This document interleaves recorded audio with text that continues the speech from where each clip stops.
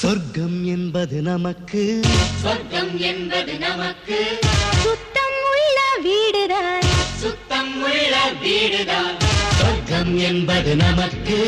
சுத்தம் உள்ள வீடுதான்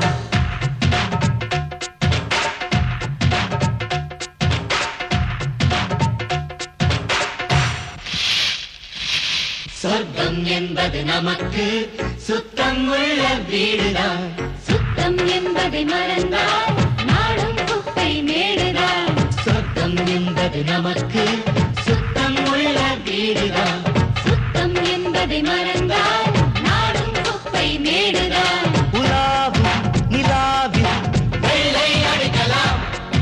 எங்கேயும் எப்போதும் சுத்தப்படுத்தலாம் சொர்க்கம் என்பது நமக்கு சுத்தம் உள்ள வீடுதான் சுத்தம் என்பதை மறந்தால்